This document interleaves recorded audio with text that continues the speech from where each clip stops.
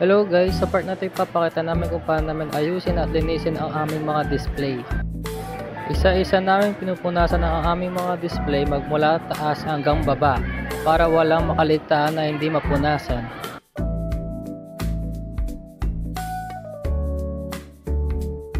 At sa part naman na ito, ganito namin linisin ang aming mga display na cup, travel pillow at mga tote bag.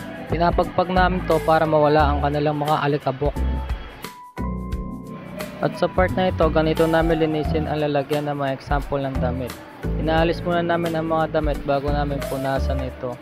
Then bago namin ibalik, ipinapagpag muna namin ang mga damit para mawala ang mga kanilang dumi.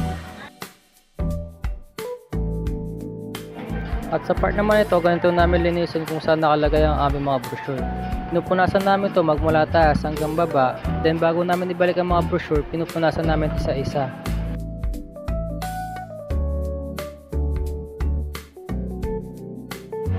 And then sa part naman nito, ganito namin linisin ang aming mga white mug. Kinukuha namin to magmula taas hanggang baba. Bago namin ibalik ito, pinupunasan muna namin para pag nakita ni customer ay walang dumi.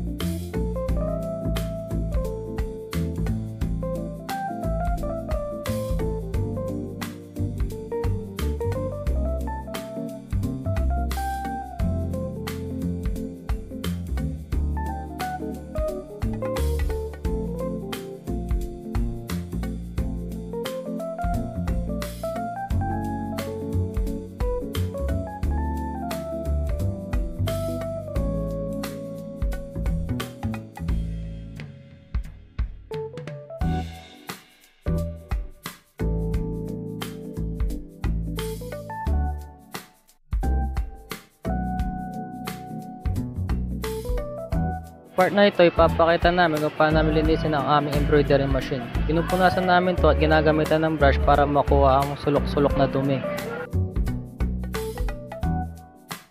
At sa part na ito, pinapakita namin sa inyo paano namin punasan at linisan ang aming mga kagamitan upang hindi ito agad masira.